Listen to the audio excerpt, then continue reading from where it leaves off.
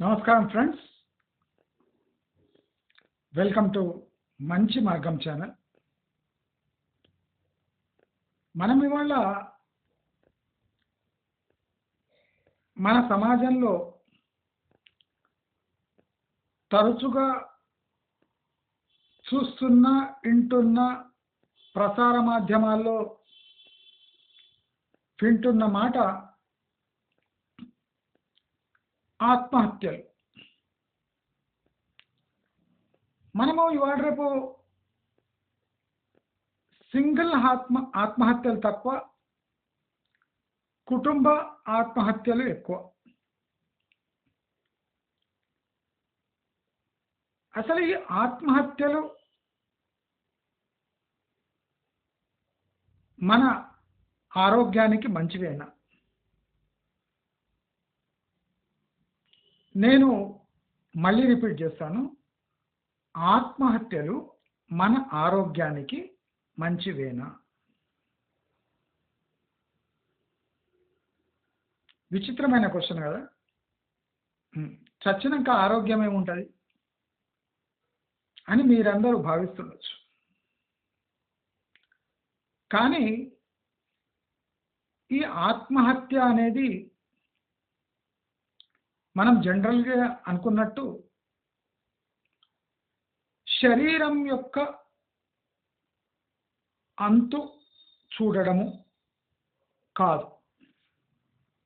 మనం జనరల్గా ఏమనుకుంటాము, ఒక తాడేసుకొని గొంతుకు బిగించుకొని విషం తీసుకొని తాగి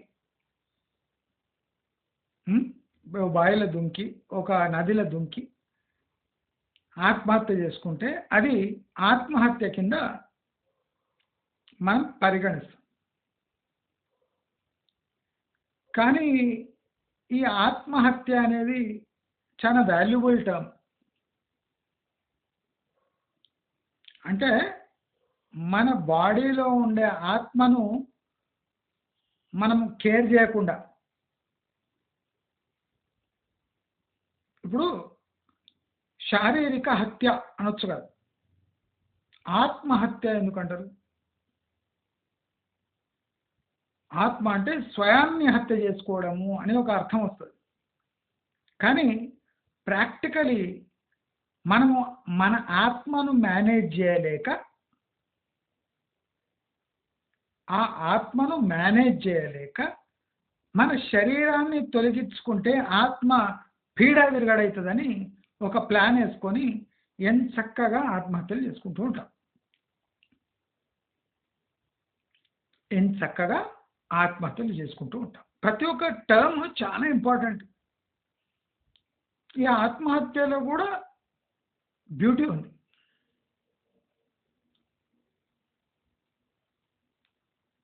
మనము మన బాడీని తొలగించుకోవడం ద్వారా ఆత్మ పీడ విరగడవుతుంది అనుకోవడము మూర్ఖత్వం. భారతదేశంలో కోట్లకు కోట్ల మంది ఆత్మలు లేకుండానే బ్రహ్మాండంగా జీవించేస్తున్నారు.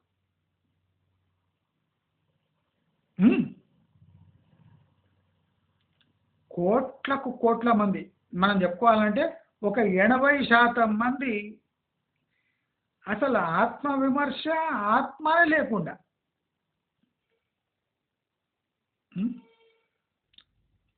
ఆత్మలో విచారం లేకుండా, ఆత్మావలోకం ఏమంటారు కదా తెలుగులో, అది లేకుండా, ఎలాంటి స్పందన లేకుండా, బర్రె మీద వాన పడ్డట్టు తమ జీవితం సునాయాసంగా సాఫీగా గడిపేస్తూ ఉన్నారు. దాంట్లో కొద్ది మంది ఈ జీవితంలో వచ్చే ఒడిదుడుకులను తట్టుకోలేక ఆత్మహత్య చేసుకుంటున్నారు. అది ఆత్మహత్య కానే కాదు, శారీరక హత్య. ఎందుకంటే ఆత్మని ఎవ్వరూ చంపలేరు. ఆత్మను చంపుకున్నవాడు క్రిమినల్ అవుతాడు. ఆత్మహత్య చేసుకున్నవాడు పిరికి వెధవ అవుతాడు. ఆత్మను చంపుకొని బతికేవాడు క్రిమినల్.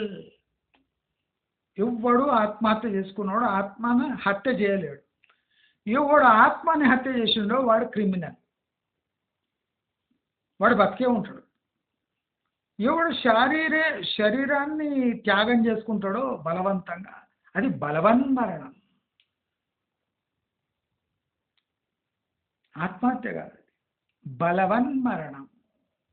కరెక్ట్ టర్మ్ తెలుగులో అది.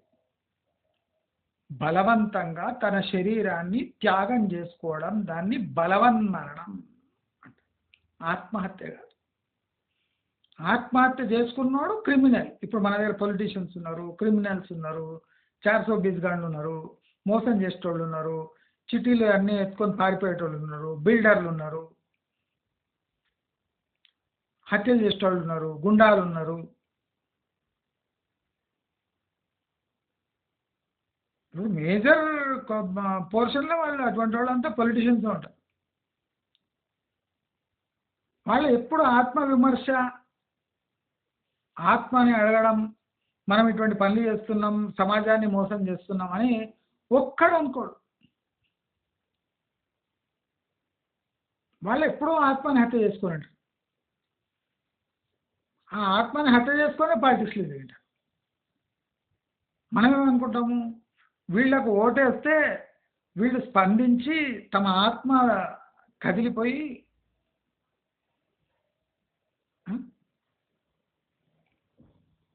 ప్రజలకు సేవ చేస్తారు అనుకుంటారు. ప్రాక్టికలీ వీళ్ళంతా ఆత్మహత్య చేసుకొని ఉంటారు. ఈ క్రిమినల్స్, వీళ్ళు థర్డ్ క్లాస్ పీపుల్, వీళ్ళంతా సమాజంలో బతుకుతూ ఠూ చీ ఠూ నీ దరిద్రుడు అనిపించుకున్నా మళ్ళీ అనుకుంటే నమస్కారం నాకే ఓటేయండి, నమస్కారం నాకే డబ్బులు ఇవ్వండి, మీరు ఇక్కడ ఏరియాలో కొట్టు పెట్టుకోవాలంటే నాకు డబ్బులు ఇవ్వాలి. వాడు బిచ్చపోడు. ప్రాక్టికల్గా వాడు ఆత్మను చంపుకున్నాడు. ఎప్పుడు ఆత్మహత్య చేసుకున్నాడు. ఆత్మహత్య చేసుకొని బెదిరిస్తున్నాడు. ఎందుకంటే బతక చేతగాక, బతక చేతగాక వసూళ్ళు చేసుకుంటూ బతికిన వాడు ఆత్మహత్య చేసుకున్నట్టే. ఇంకా అక్కడ స్పెషల్ పిరికోడు ఆత్మహత్య చేసుకుంటారని చాలామంది అనుకుంటారు. కాదు, అత్యంత బలవంతుడు కూడా ఆత్మహత్య చేసుకొనే జీవిస్తూ ఉంటాడు. పిరికివాడు బలవన్మరణానికి పాల్పడతాడు. డిఫరెన్స్ చూడండి ఎంత ఉందో. చాలా మంది సాధిగా ఆత్మహత్య చేసుకున్నారు, ఫ్యామిలీ ఆత్మహత్య చేసుకుంది. ఆత్మహత్య చేసుకోవాలి, బలవన్మరణానికి పాల్పడ్డారు.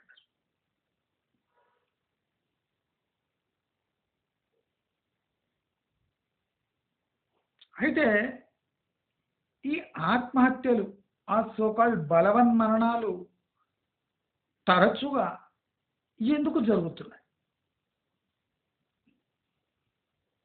ఈ బలవన్మరణాలు తరచుగా ఎందుకు జరుగుతున్నాయి? తరచుగా ఏం జరుగుతలేవు, మామూలుగానే జరుగుతున్నాయి. మనకు టీవీలు, పేపర్లు, వాట్సాప్లు, ఇంటర్నెట్లు ఉన్నందుకు మన ఇంటి పక్కకే జరిగినట్టు మనకు ఎప్పుడు న్యూస్ వస్తుంది. ఫర్ ఎగ్జాంపుల్, మనకు ఇంటర్నెట్ లేదు, పేపర్ ఒకటే మాధ్యమం. ఎవడో ఖమ్మంలోనో ఆదిలాబాద్లోనో ఊళ్ళలో ఆత్మహత్య చేసుకుంటే మనకు తెలియని కూడా తెలియదు. మనకు మన గల్లీలో ఎవడన్నా ఆత్మహత్య చేసుకుంటే మాత్రమే తెలుస్తుంది. మీరే లెక్కేసుకోండి, మన గల్లీలలో ఎంతమంది ఆత్మహత్య చేసుకుంటారు అంటే మన జీవిత కాలంలో మ్యాక్సిమం 1-2 కేసులు దొరుకుతాయి. కరెక్టా? మీరే మీ జీవిత కాలంలో మీ గల్లీలో ఎంతమంది ఆత్మహత్య చేసుకుంటారు? చాలా తక్కువ చేసుకుంటారు. ఇవన్నీ మనం వినేది ఎక్కడి నుంచి? పేపర్లు, ఇంటర్నెట్, వాట్సాప్, ఫేస్బుక్, యూట్యూబ్లలో చూసి అబాబాబాబా ఈ ఆత్మహత్యలు బాగా పెరిగిపోయినాయి అనుకుంటున్నాం. ఏం పెరగలే. పాతకాలంలో ఆత్మహత్యలు వెరైటీగా చేసుకుంటుండే, ఇప్పుడు వెరైటీగా చేసుకుంటాం. అప్పుడు పాపులేషన్ ఎంత, ఇప్పుడు పాపులేషన్ ఎంత. అప్పుడు జనాలకు ఎంత సిగ్గుండే, ఇప్పుడు ఎంత సిగ్గుమాలిన బతుకుతున్నారు. ఏం పర్సంటేజ్ ఏం పెరగలేదు. ఆత్మహత్య తగ్గింది. పాతకాలంలో పాపులేషన్ ఎంత ఇండియా? ఇప్పుడెంత? పురుగులు పుట్టినట్టు పుడుతున్నారు. పురుగులు చచ్చినట్టు చస్తున్నారు. ఆందోళన కలిగించే విషయం ఏం కాదు.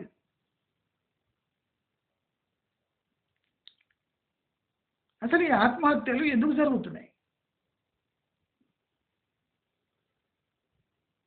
ఆత్మహత్యలు పోటీతత్వం, education, ambition, over excitement, plus financial freedom, lack of financial planning, urbanization,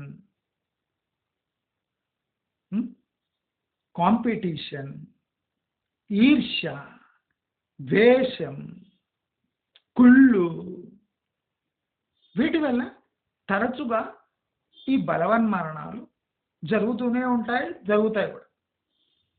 చాలామంది సైకాలజిస్టులు పెట్టి దీన్ని నివారించవచ్చు అంటే, ఎంత పిచ్చినా కొడుకులు అంటే ఈ వరల్డ్.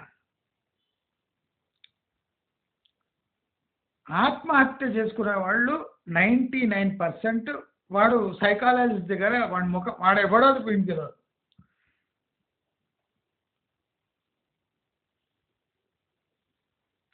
ఇప్పుడు మన సైకాలజీ టర్మ్స్ చూడండి, పిఎస్వై ఉంటాడు. ఫస్ట్ ఎవడన్నా ఇంగ్లీష్ తెలిసినాడు, మామూలుగా ఇంగ్లీష్ తెలిసినాడు.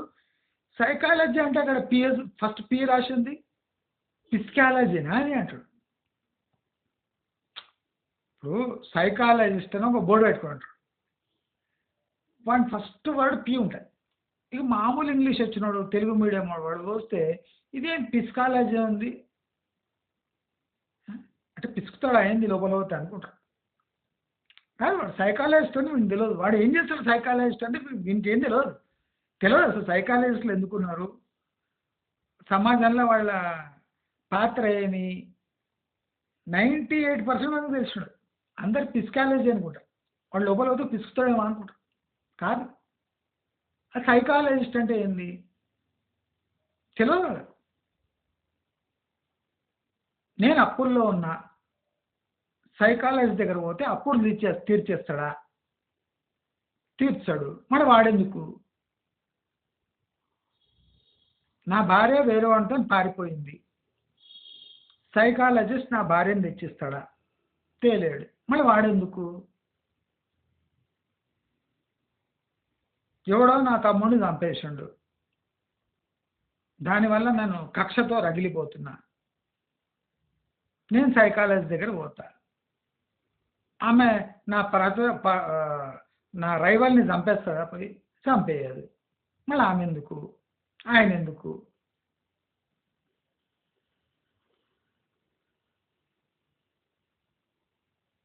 నాకు మందు బాగా అలవాటైంది. సైకాలజిస్ట్ దగ్గర పోతే మందు ఇడిపించేటట్టు ఒక వారంలో ఇడిపిస్తుందా? ఇడిపియలేదు, మళ్ళీ ఆమె ఎందుకు?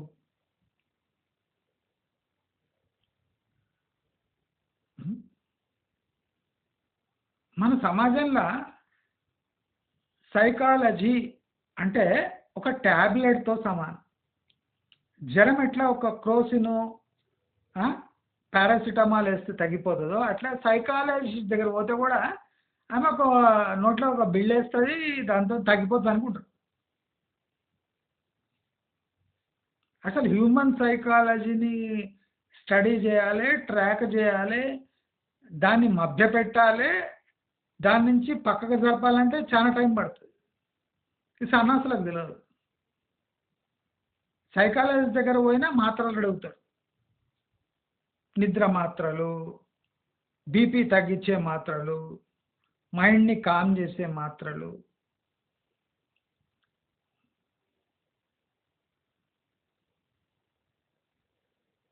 చాలా మందికి కొన్ని విషయాలు తెలియవు, చాలా విచిత్రంగా ఉంటాయి. మన సైకాలజీ వల్ల అంటే సైకాలజికల్ మేకప్ వల్ల మలబద్ధకం కూడా ఏర్పడుతుంది. మన సైకాలజికల్ థింకింగ్ వల్ల మన దాంపత్య జీవితం కూడా అస్థిరంగా ఉంటుంది. మన సైకాలజికల్ మేకప్ వల్ల మన పిల్లల ఎదుగుదల కూడా ఎఫెక్ట్ అవుతుంది. మన సైకాలజికల్ మేకప్ వల్ల భార్య ఉంటుంది, పారిపోతుంది.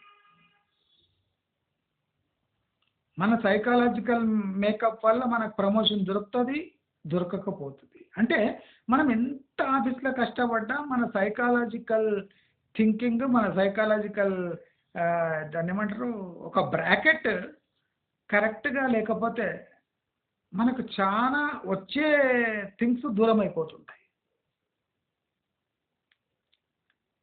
ప్రాబ్లం విత్ సైకాలజీ ప్రతి ఒక్క మనిషి తాను కరెక్ట్ అనుకుంటాడు.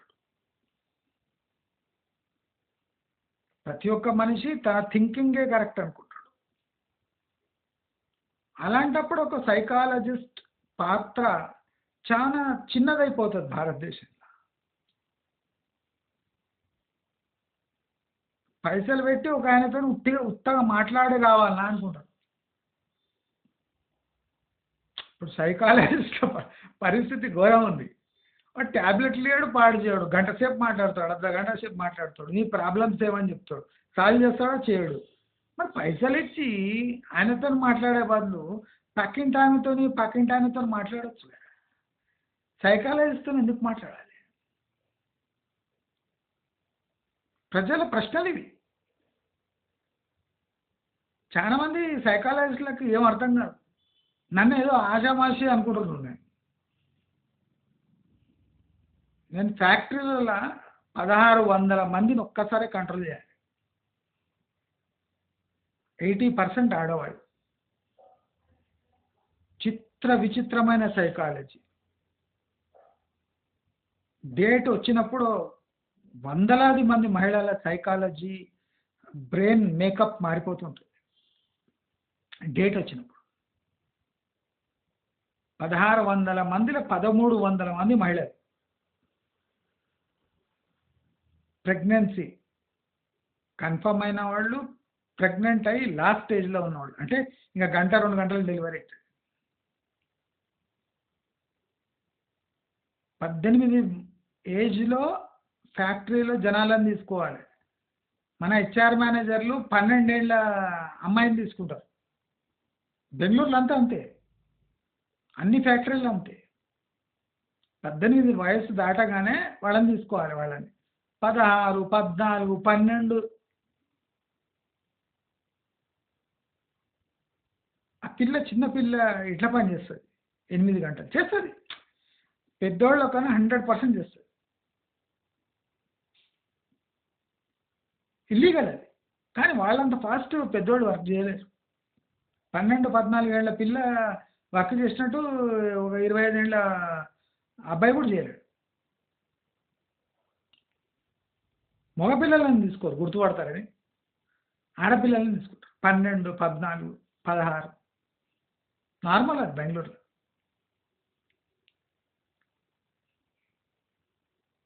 బొమ్మలతో ఆడే వయస్సులో 8 గంటలు 10 గంటలు పని చేయాలి నిరంతరాయంగా. డబ్బులు రాగానే తండ్రి గుంజుకొని తన్ని తిండి కూడా పెట్టాడు. కానీ నెలంతా పని చేయాలి, ఓవర్ టైం కూడా చేయాలి అవసరం వస్తే. ఆమె తల్లి వయసున్న ఆమెతోని ఈమె పోటీ పడాలి. పెద్దవాళ్ళు చిన్న పిల్లల్ని బెదిరిస్తుంటారు. ఎక్స్పీరియన్స్ ఉండదు. చాలా మంచిగా పనిచేసే వర్కర్ని కూడా సూపర్వైజర్ బెదిరిస్తారు. ఆధిపత్యం.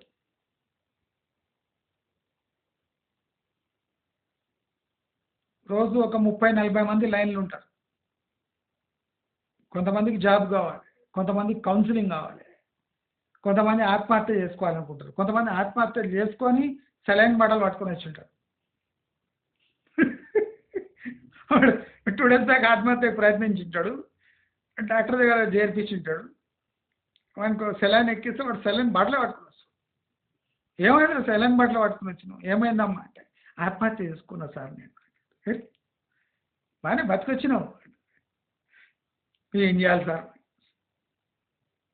చావాలని ట్రై చేసిన, పక్కింటోడు ఎవడో చూసిండు, తీసి హాస్పిటల్ వేసిండు. ఏం చేయాలి సార్? ఇటువంటి వాళ్ళని ఎలా బతకాలనో ఒక మార్గం చూపించాలి. మనకే ఆ జాబ్ కష్టం, మనం బతకలేక అక్కడ పోయి జాయిన్ అయినాం. ఈ 40-50 మందికి మనం ఎట్లా బతకాలనేది కౌన్సిలింగ్. ఎంత కష్టం అది ఆ వయస్సులో, ఏ ట్రైనింగ్ లేకుండా. ఒకడు మంచి వర్కర్ ఉద్యోగం వదిలి రెసిగ్నేషన్ ఇచ్చి పోతుంటాడు. పోయాకన్నా ముందు నా సిగ్నేచర్ కావాలి, తప్పదు మీ దగ్గర పోవాలని నా దగ్గరకు వస్తాడు. వాడిని ఆ జాబ్ వదిలేయకుండా మనం కౌన్సిలింగ్ చేయాలి. వాడు ఎవడు చెప్పినా అయినాడు, మేనేజర్ చెప్పిన అయినాడు, హెచ్ఆర్ చెప్పిన అయినాడు, ఎవడు చెప్పిన అయినాడు.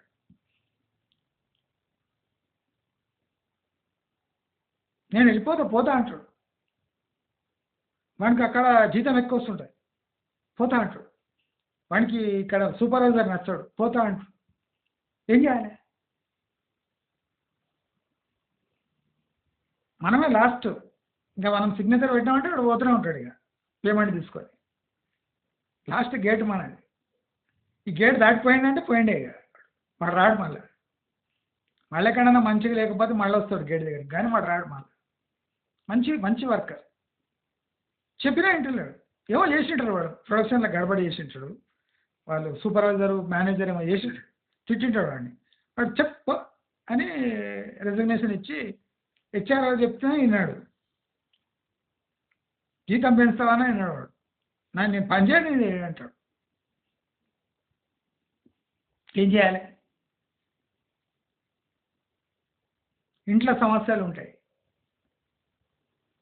ఇంట్లో సమస్యలు మనం తీర్చగలం? మనం భర్తను మార్చగలమా? మనం భార్యను మార్చగలమా? ఒకడు వర్కర్ 3 days అయింది ఇంటికి పోయి, ఎందుకు పోలేదురా నీ 3 days అయింది, నీ భార్య వచ్చింది సెక్యూరిటీ గారికి అంటే ఇంటికి పోతే భార్య కొడతాడు. అందుకోసం పోలేవాడు 3 days అయింది ఇంటికి పోలే. అక్కడే తాగి బార్ దగ్గర వండుకొని మళ్ళీ వస్తుండు ఫ్యాక్టరీకి ముఖం కడుక్కొని. 3 రోజులు అయింది స్నానం చేయలేవాడు, భార్య భయానికి. ఏం చేయాలి? మనం ఏం చేయాలి? వాడితో మాట్లాడద్దు, భార్యతో మాట్లాడాలి.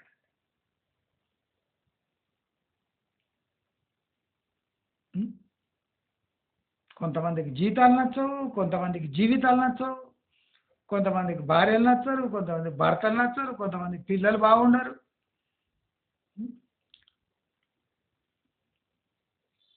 కొంతమందికి క్లైమేట్ నచ్చదు, కొంతమందికి విరక్తి ఉంటుంటుంది.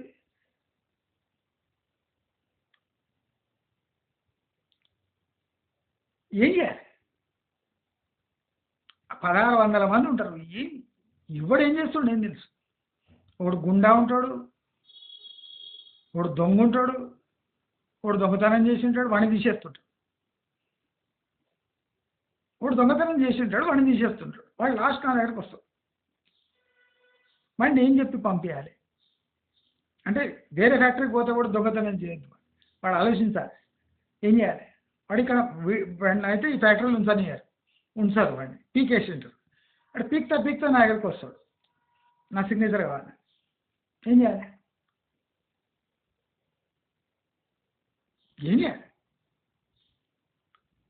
వానికి ఏం చెప్పాలో చెప్పి పంపించాలి. అంటే కొన్ని పాత్రలు ఉంటాయి. ప్రతి ఒక్క మనిషి సైకాలజీ నాతో మ్యాచ్ కాదు, పక్కంతో మ్యాచ్ కాదు, ముందర ఉంటుంది మ్యాచ్ కాదు, ఏమంటుంది మ్యాచ్ కాదు. కానీ అందరు కలిసిమెలిసి బతకాలి. దాన్ని బోడి సమాజం అంటారు.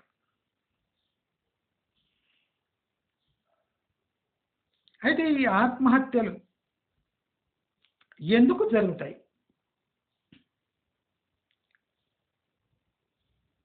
ఆత్మహత్యలు జరగడానికి మేజర్ కారణం ఫస్ట్ నిరుత్సాహము, దేనిపై ఆసక్తి లేకపోవటం మేజర్. చాలా మటుకు ఆత్మహత్య చేసుకునేటోళ్ళు ఐదర్ ఒక దానిపై మక్కువ ఎక్కువ ఉన్న వాళ్ళు ఉంటారు, లేదా దేనిపై ఆసక్తి లేని వాళ్ళు ఉంటారు. రెండే రకాలు.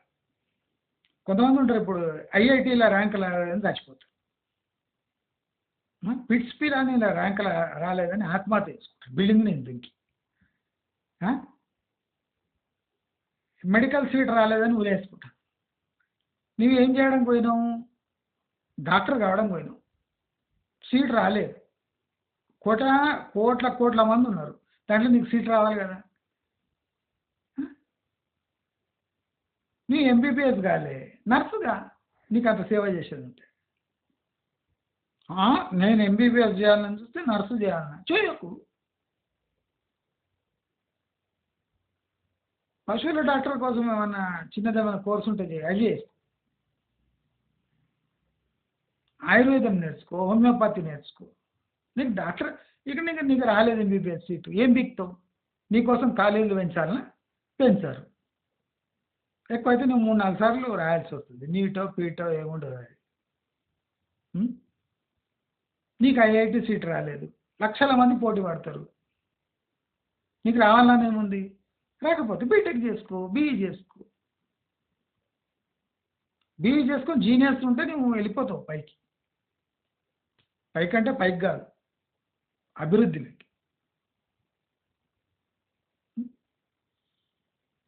ఇవాళ రేపు టీవీలో ఎక్కడ చూసినా బెట్టింగ్ యాప్ వల్ల ఆత్మహత్యలు. ఈ బెట్టింగ్కి ఎందుకు బాధపడతారు తెలుసా? మీ కష్టంపై, మీ బ్రెయిన్పై మీకు కాన్ఫిడెన్స్ లేదు. మీరు కష్టపడితే డబ్బులు వస్తాయని మీకు కాన్ఫిడెన్స్ లేదు, ఆ స్కిల్ లేదు. బెట్టింగ్ యాప్లలో ఎప్పుడు పెట్టాలంటే, నేను ఎప్పుడు పెట్టాలని చెప్తా. మీ దగ్గర అన్నీ ఓను చిల్ల డబ్బులు పడున్నాయి, అవి పోగొట్టుకుంటే కూడా ఏం కాదు, అప్పుడు బెట్టింగ్ పాల్పడండి. కానీ అట్లా చేయరు. ఎటువంటి డబ్బులు ప్రతి పైసా వాల్యూ ఉంటుందో, ప్రతి రూపాయి వాల్యూ ఉంటుందో వాడే బెట్టింగ్ పాల్పడతారు. మన దురదృష్టం అది. ప్రాక్టికలీ బెట్టింగ్ ఎవడు చేయాలంటే, నీ దగ్గర 10 కోట్లు ఉంటే 1 లక్ష పక్క పడింది అనుకో, ఆ 1 లక్ష పోతే పోనే పెట్టేయాలి. అటువంటి బెట్టింగ్, దాన్ని బెట్టింగ్ అంటారు. వీళ్ళు అట్లా చేయరు. జీవితానికి కావాల్సిన సమకూర్చున్న డబ్బు తీసుకుపోయి బెట్టింగ్లో పెడతారు. ఆ బెట్టింగ్లో పెడితే జీవితం మారిపోతుంది అనుకుంటారు, కానీ జీవితం మారకపోగా అంటే ఆత్మ వేరే రూపంలో వెళ్ళిపోతుంది. అంటే బలవన్ మరణానికి పాల్పడతారు, ఆత్మ ఎస్కేప్ అయిపోయి ఇంకో ప్రాణంలో చేరుతుంది పోయి.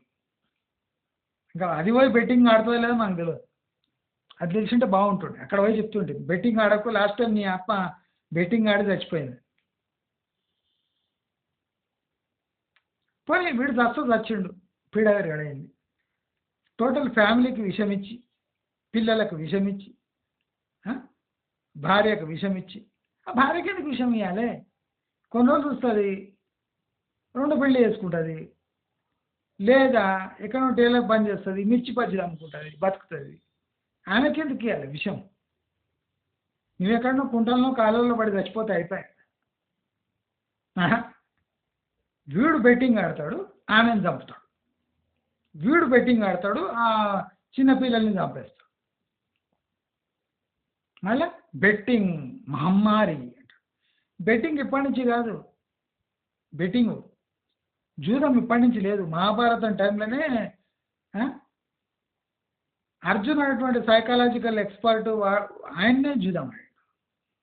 ధర్మరాజు ధర్మానికి మారుపోయారు, వాడే జూదం ఆడాడు. ఇప్పుడు ఏమి పైసలు పోతున్నాయి, అప్పుడు ద్రౌపదినే ఓడిపోయినారు. ఒక్కడన్నా ఆత్మహత్య చేసుకున్నాడా పాండవులు? భార్య పోయింది, ఏం బతుకులు అయితే ఆత్మహత్య చేసుకున్నాడు. మనకు మహాభారతము, రామాయణం ఇవన్నీ మంచి టెక్నిక్ నేర్పిస్తాయి. నువ్వు జూదం ఆడినావు, పోయింది, ఏం చేయాలి? అరణ్యవాసానికి వెళ్ళిపోయారు. అంటే ఎక్కడో దూరం పోయారు కొన్ని రోజులు, అడవిలో మస్తు యాపిల్ గీపిల్, బేర్లు, సంత్రాలు అవి ఇవి తిని, మంచి మటన్ చికెన్ అన్నీ వండుకొని తిని గట్టిగా అయ్యి మళ్ళీ మహాభారత యుద్ధానికి వచ్చారు.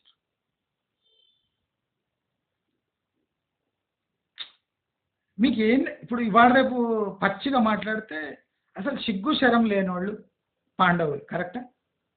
ఇప్పుడు ఇవాళ రేపు మనం జనరల్ ఇట్లా పని చేసాను అనుకో, ఎవరినో జూదమాడి అన్ని కోల్పోయి ఆ, వేరే రాష్ట్రాలకు వేరే దేశాలకు పారిపోతే ఏమంటారు? భగోడా అంటారు. అంటే పారిపోయినోడు, థు, సిగ్గుమాలిన బతుకులు అంటారు. కరెక్టా? అంటే ధర్మరాజు వీళ్ళంతా సిగ్గుమాలిన వాళ్ళే ప్రాక్టికల్గా. బ్రెయిన్ లేకుండా భార్యను కోల్పోతా? ఎవడన్నా భార్యను బెట్టింగ్ పెడతాడా? ఆ? మనం అలా చెప్పట్లు కొట్టాం, మరి భార్య బెట్టింగ్ పెట్టి అర్జునుడు వీరుడు అని, ధర్మరాజు ధర్మానికి నిదర్శనం అని. వాడు ఏం చేశాడంటే ఆ వ్యసనానికి లోనై ఆ, ఇప్పుడు ఈ టోటల్ సీన్లో శకుని చెడ్డోడు అంటారు. శకుని ఎట్లా చెడ్డోడు అవుతాడు?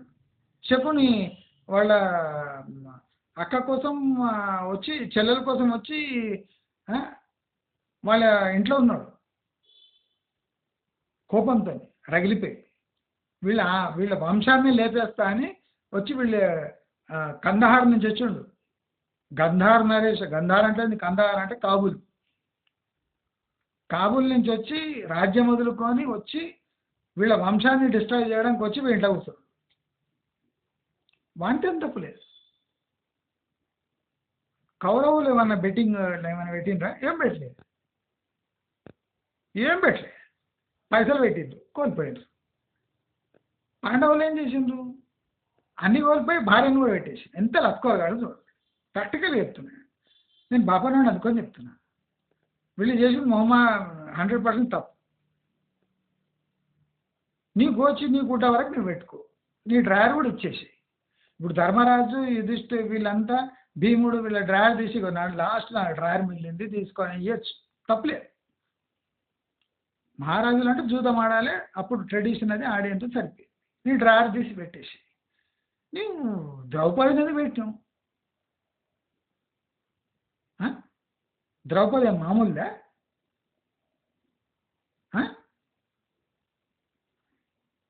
ద్రౌపది మామూలుదా?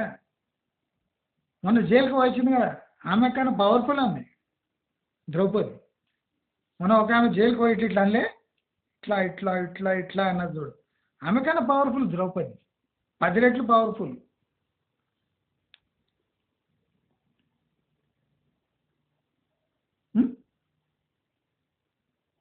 ఇప్పుడు వాళ్ళ అన్న చందన బ్రదర్స్లో పనిచేస్తున్నాడని మంచిగా అయింది. ద్రౌపది అన్న ఎవరు? ద్రౌపది అన్న ఎవరు? కృష్ణుడు. కృష్ణుడు అప్పుడు బట్టల షాప్లో పనిచేస్తాడు. అవును, లేకపోతే అన్ని చీరలు ఎక్కడి నుంచి వస్తాయి కృష్ణుడి దగ్గర? అప్పటి చందన బ్రదర్స్ జేసీ బ్రదర్స్లో పనిచేస్తున్నాడు కృష్ణుడు. చెల్లెలు కృష్ణ నా కాటన్ చీర గుంజుకుంటున్నట్టు, లేదు నేను పట్టు చీర ఎక్కిస్తా అని షిఫాన్ చీరలు పట్టు చీరలు అన్నీ ఒకదానికొకటి దారం కట్టి ద్రౌపదికి వదిలేడు. అందరి దగ్గర చీరలు రెడీగా అన్ని ఉంటాయా? మీరు చూస్తున్నారు కదా, కృష్ణుడు ఇట్లా అంటాడు అనగానే చీరలు వస్తూనే ఉంటాయి, ఎక్కడి నుంచి వస్తుంది?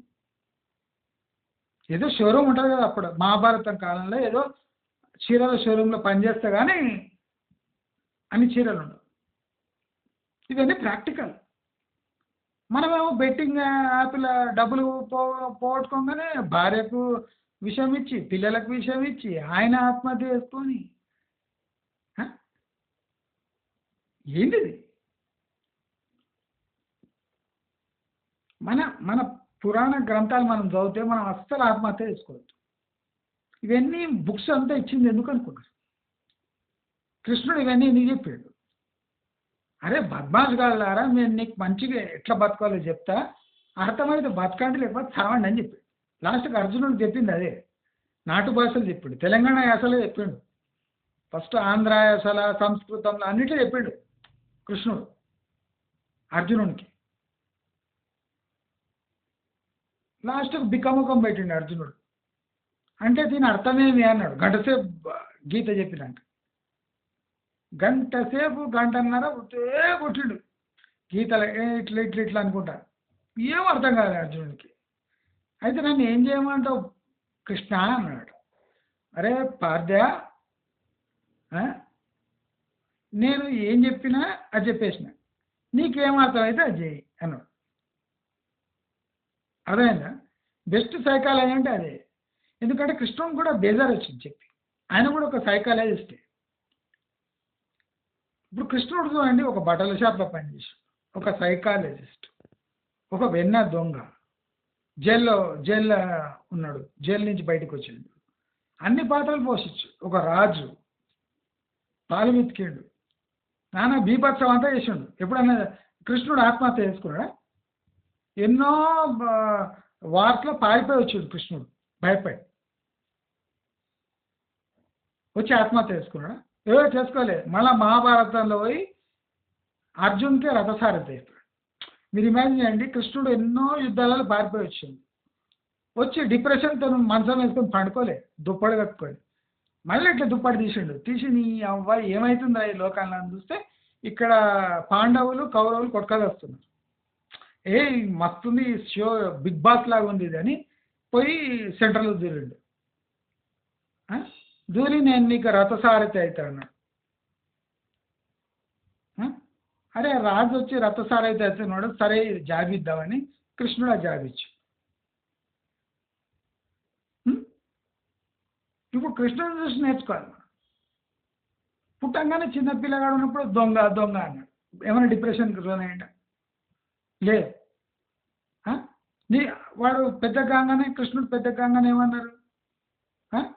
1000 మంది గోపికలు అన్నారు. అంటే అంత గర్ల్ ఫ్రెండ్స్ ఉండే. నీకు ఇంతమంది గర్ల్ ఫ్రెండ్స్ ఎందుకు? ఆయన ఇంతమంది తిట్టిండొచ్చు, ఊరుకుండా ఊరుకోలే. 1000 మంది గర్ల్ ఫ్రెండ్స్ ఉన్నా రాధ, రుక్మిణి, వీళ్ళంతా, సత్యభామ, వీళ్ళంతా కావాల్సి.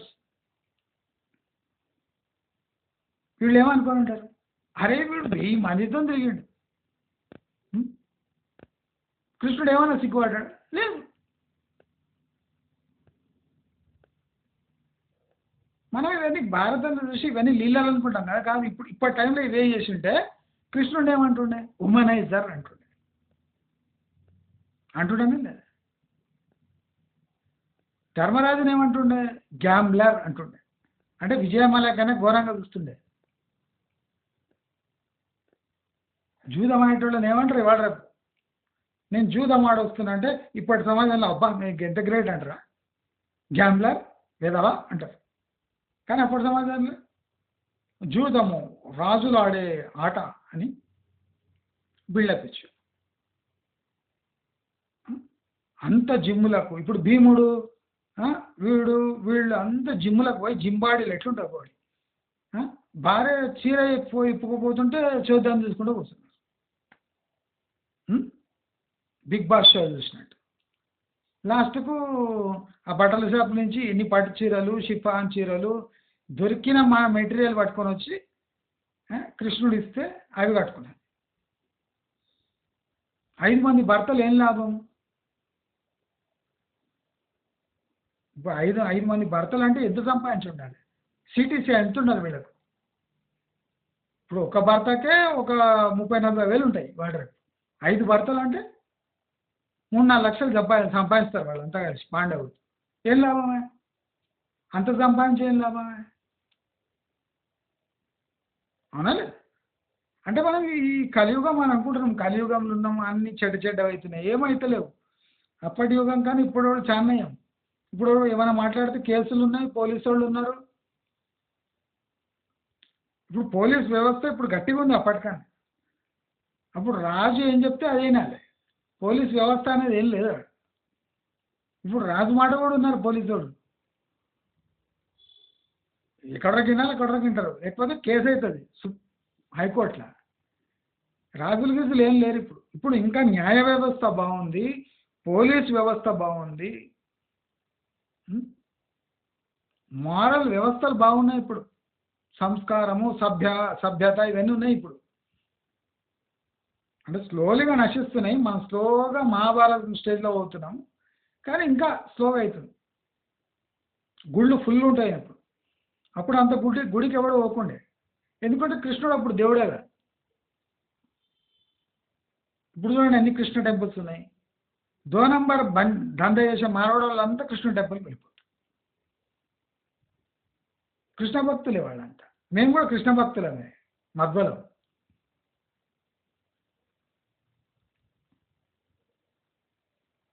బాపనోళ్ళు యాదవ్ని పూజిస్తారు. బాపనోళ్ళు ప్రాక్టికల్ ఇవాళ రేపు సమాజంలో చూడండి, సమాజంలో చాలా మంచి విషయాలు జరిగినాయి. ఇప్పుడు మేము మధ్వాస్ అంటే కృష్ణ భక్తులు. కృష్ణుడు ఎవడు? యాదవ్. యాదవ్ని మేము దేవుడు అనుకొని పూజిస్తున్నాం. బాపనోళ్ళు మేము. అప్పుడు కూడా బ్రాహ్మిన్స్ ఉండే, ఇప్పుడు కూడా బ్రాహ్మిన్స్ ఉన్నారు. మేము యాదవ్ని దేవుడిలా పూజిస్తున్నాం. మేము యాదవ్ భక్తులు. అంటే అప్పుడు సమాజం బాగుందా, ఇప్పుడు బాగుంది? మేము గర్వంగా చెప్పుకుంటున్నాం. అవునా? అంటే మనం పాతకాలంలో చూసిన, ఇప్పటి కాలంలో చూసిన దేనికి సిగ్గుపడాలి? ఎవరు సిగ్గుపడాలి? ఒకసారి ఆలోచించాలి. ఎవడు ప్రజలను మోసం చేస్తున్నాడు వాడు సిగ్గుపడాలి, ఆత్మహత్య చేసుకోవాలి, బలవన్ మరణానికి పాల్పడాలి. ఒక పొలిటీషియన్ 10 మందిని నేను ఎలక్షన్లో ప్రామిస్ చేసి ఇవి నెరవేర్చలేకపోయినా అని ఒక్కడనే ఆత్మహత్య చేసుకున్నాడు. ఒక్కడని లక్షల మంది వస్తుండే, అరే మనకు మాట ఇచ్చి తప్పిండని ఆత్మహత్య చేసుకున్నాడని ఎంతమంది పెద్ద పెద్ద దండలు తీసుకొని వచ్చి చేస్తుండే శవాల మీద. ఒక్కడని చచ్చిండా? మనం చూస్తున్నాం ఇండిపెండెన్స్ నుంచి. ఒక్కడైనా నేను ఎలక్షన్ ఇచ్చిన ప్రామిస్ నేను నెరవేర్చలేకపోయినా అని బలవన్ మరణానికి పాల్పడిండా? ఒక్కడు చావాలి. ఒక టెర్రరిస్ట్ చంపాలి, కార్ యాక్సిడెంట్ అన్నా చావాలి, లేకపోతే వాళ్ళ భార్యననే చంపేయాలి, తప్పదాగా చచ్చిపోవాలి, అడ్డమైన 7 రోగాలు రావాలి. కానీ మామూలుగా పొలిటీషియన్ ఎవడన్నా నేను నా కర్తవ్యాన్ని చేయలేకపోయినా అని ఆత్మహత్య చేసుకున్నాడా? అంటే ఒక పెద్ద పొలిటీషియనే ఆత్మహత్య చేసుకున్నప్పుడు వానికే సిగ్గు లేనప్పుడు మనకి ఎందుకు ఉండాలి?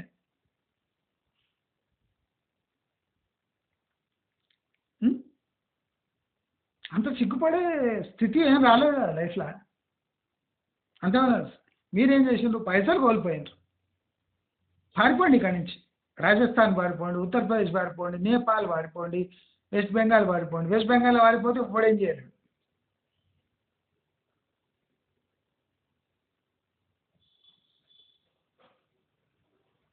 పారిపోండి, పారిపోయి అక్కడ వేరే పేరుతో ఆరాంగా బతికాడు. చేపలు గీపలు దొరికితే మస్తు తిని ఆరాంగా ఉన్నాడు. ఎందుకు చాలని? ఫస్ట్ పైసలు జమ చేసుకోవాలి, వెళ్ళిపోవాలి, కొన్ని రోజులు కూలి పనులు చేసుకోవాలి, అయినాక సెటిల్ అయిపోవాలి. చచ్చే అవసరం ఉంది.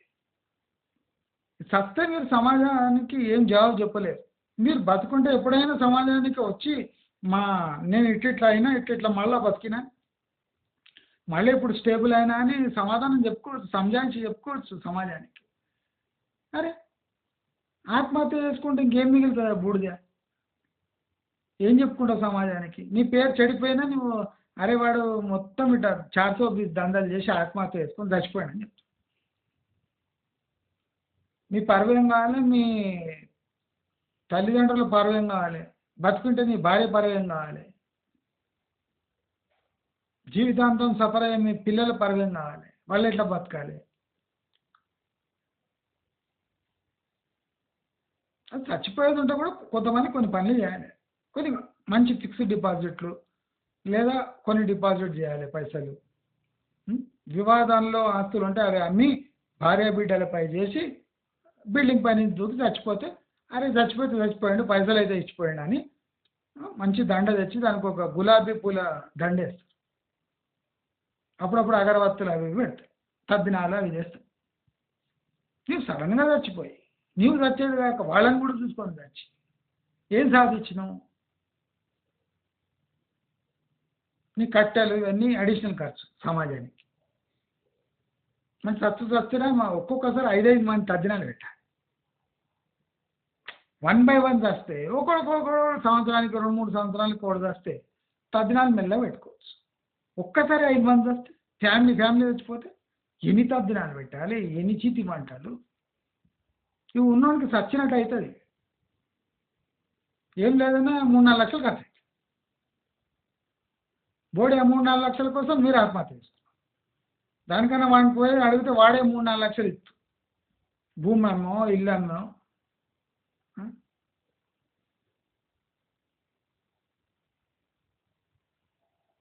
ప్రేమికుడు మోసం చేసిండని ఆత్మహత్య. అసలు నువ్వు ప్రేమ అంటే ఏమి ఫస్ట్ తెలియదు. ప్రేమ అంటే పోయి పడుకోవడమే, సెల్ఫీలు దిగడమే, రీల్లు చేసుకోవడమే, అంతా రికార్డ్ అయి ఉంటుంది. రికార్డ్ అయినాక నువ్వు వేరే పెళ్లి చేసుకుంటా అంటే వాడు పాత ఫోటోలు చూస్తావు, నువ్వు ఆత్మహత్య చేసుకుంటావు. ఇప్పుడు నువ్వు రీల్స్ ఎందుకు చేయాలి, సెల్ఫీలు ఎందుకు తీయాలి, లేనిపోని పనులు ఏం చేయాలి? ప్రేమ అంటే నీకు ఏం అర్థమైంది? అర్థం కాకముందే అన్ని ఎందుకు జరిపించుకోవాలి? మోసం చేసిండు ప్రియుడని ఆత్మహత్య చేసుకోవాలి. పోనీ ఆత్మహత్య చేసుకున్నావు అదేదో. ఆ? ఇప్పుడు నీకు 10th వరకు చదివించుంటారా, ఇంటర్ కంప్లీట్ అయి ఉంటుంది, డిగ్రీ కంప్లీట్ అయి ఉంటుంది, ఎన్ని పైసలు ఖర్చు అయి ఉంటాయి నీ మీద? కొత్త బట్టలు, cell phone, college fees, school fees, తిండి, పనిది నడిచి తింటావు ఫస్ట్ క్లాస్ నుంచి 10th క్లాస్ వరకు. అవన్నీ వేస్తే వాడు కూడా బేకారుగా వెంట పడుతుంది. వాడు సెల్ఫీలు దిగి నిన్ను మోసం చేస్తాడు, దానికి ఆత్మహత్య చేసుకుంటాడు. లాస్ అయింది ఎవరికి?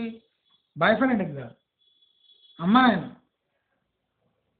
ఇప్పుడు నీ మీద ఖర్చు పెట్టని పైసలు అట్లా మిగిలించుకుంటే వాళ్ళు కూడా కార్లో తిరిగేటోడు, ఇంకో ఫ్లోర్ వేసేటోడు పైన, ఇంటి పైన. ఇప్పుడు నేను వచ్చి ఏం చేయలే, మళ్ళీ తద్దినం ఖర్చులు వేరే ఎక్స్ట్రా వాడు, మళ్ళీ బాధ ఒకటి. ఈ దొంగ ముండ కొట్టే బదులు ఒక కొడుకైనా కొట్టుంటే ఆసరా ఉంటుండే, చితికి పంటనే పెడుతుండే అంట. ఏం లాభం నువ్వు బతికి? నువ్వు అంత చదువుకొని ఆ బేకారే కానీ ఎంట తిరిగి ఫిలింలు చూసి తిరిగితే సెల్ఫీలు తీసుకుంటే పెళ్ళి అయిపోతా? అందరూ ఆలోచించాలి. నేను చాలా లైట్గా చెప్తున్నా, నేను ఇట్లా చూస్తా ప్రతి ఒక్క ఇష్యూ.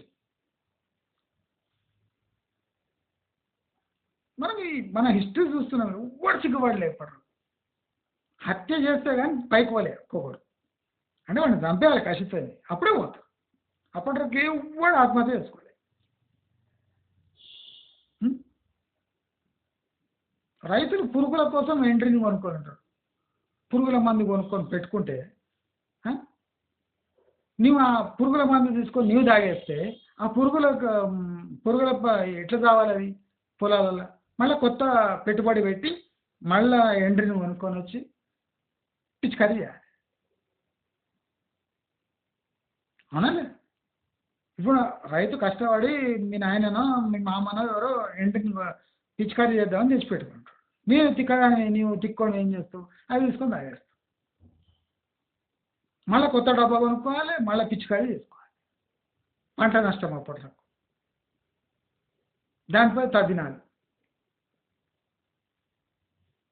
ఆ ఎంట్రీని 200-300 ఉంటుందో, నువ్వు చస్తే 1,00,000 ఖర్చు. మనం ఆలోచించాలి, ఎకనామిక్స్ కూడా ఆలోచించాలి. మన మీద ఎంత పెట్టుబడి పెట్టిండ్రు? ఒక బేకార్ గాని గురించి నేను ఆత్మహత్య చేసుకుంటే మా అమ్మ నాయన పెట్టుబడి ఏం కావాలి? రేపు ఎక్కడో దూరం పోవాలి, పోయి ఎవరినో పెళ్లి చేసుకోవాలి, ఆరాంగా ఉండాలి. మీ బాయ్ ఫ్రెండ్కి పిల్లలు 2-3 పట్టినాక వాడికి సెల్ఫీ పంపి, వాడు మండి చచ్చిపోతాడు. వాడు కాల్ చేస్తే నువ్వు కాల్ చేయి, రాత్రి 12:30కి కాల్ చేయి. వాడికి అప్పుడే పెళ్ళి అంటే వాడి భార్యతో మాట్లాడి సతాయించు, వాడు ఇంకోసారి నీకు కాల్ చేయడు. 100 మందికి వాడికి ఫోన్ నెంబర్ ఇచ్చి ఫోన్ చేపి వాడు ఇంకోసారి నేను కాల్ చేయడు. ఇట్లే ఉండాలి. మనం బతకడానికి వేరే వాడు కావాలి, కానీ మనం ఆత్మహత్య ఎందుకు చేసుకోవాలి? ఎన్ని విధానాలు ఉన్నాయి. టార్చర్కి టార్చర్, బాధకు బాధ, దెబ్బకు దెబ్బ, ఇట్లా లైఫ్లో. మహాభారతం రామాయణం అని చెప్తే ఎట్లా బతకాలి, ఏ టెక్నిక్లో బతకాలి. మనం ఏదో బుక్కులు అనుకొని అవి ఇవి మైక్లలో వినేది కాదు, వాళ్ళని చూసి మనం నేర్చుకోవాలి. ధర్మరాజు ఎంత దర్జాగా ఉన్నాడు, బుక్లలో వచ్చేసినాడు ధర్మరాజు.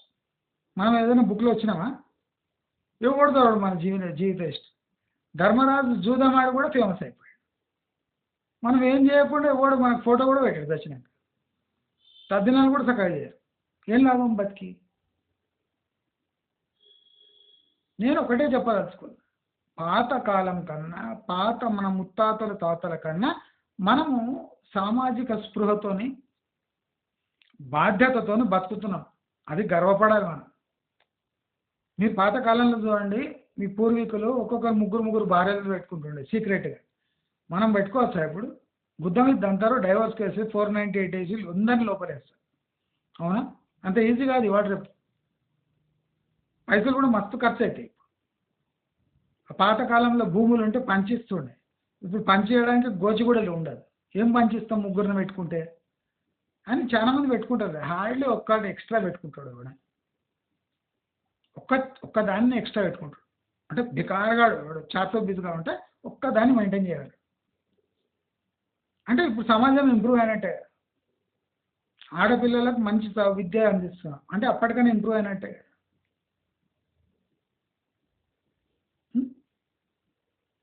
మగ పిల్లలు భార్య మాట వింటున్నారు అంటే అప్పటికైనా ఇంప్రూవ్ అయినట్టే.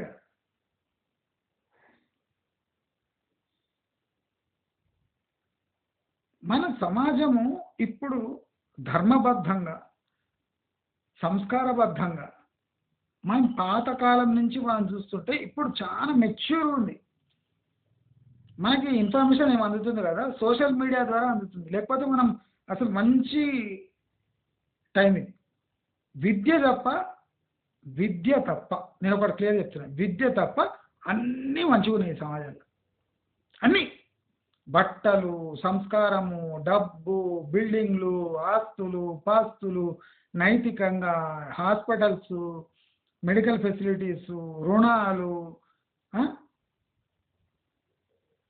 రెండు దెబ్బతిన్నాయి. ఒకటేమో విద్య, ఇంకోటేమో పాలు.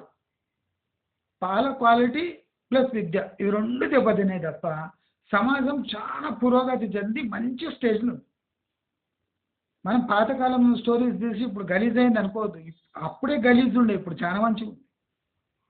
అప్పుడు చూసిన రాలేదా, ఆ ఋషుల భార్యనే ఎత్తుకపోతుండే స్టూడెంట్స్. ఆ ఇంద్రుడు వచ్చి ఋషి భార్యనే ఎత్తుకపోతుండే. ఏంది కిడ్నాపింగ్లు? ఇవాళ రేపు పోలీసులకు చెప్తే ఎన్కౌంటర్ చేసేస్తారు. అప్పుడు ఎన్కౌంటర్లే ఎన్కౌంటర్లే, శాపాలు, ఆర్తనాదాలు, ఇట్లా నీళ్ళు తీసుకొని శాపాలు పెడుతుంది. ఏం శాపాలు తీసుకొని ఏం చేస్తారు? ఇప్పుడైతే పోలీసులకు చెప్తే తీసుకుపోయి జైలు వేసి 7 ఏళ్ళు జైలు వేస్తారు. అంటే ఇప్పుడు స్థితి బాగుంది, మన సమాజం స్థితి చాలా బాగుంది అప్పటికన్నా. ఈ మంచి సమాజంలో బతకడం నేర్చుకోండి. ఆత్మహత్య చేసుకోవడం కాదు. ఆత్మహత్య దేనికి సొల్యూషన్ కాదు. చచ్చి బతకలేము,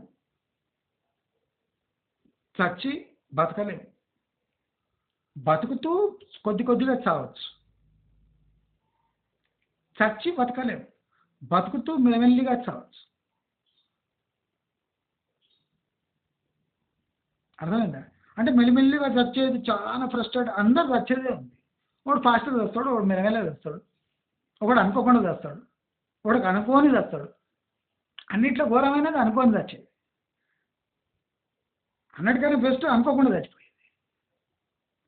కాబట్టి ఆత్మహత్య అనేది పిరికి వాళ్ళ, పనికి మాలిన సన్నాసుల చర్య.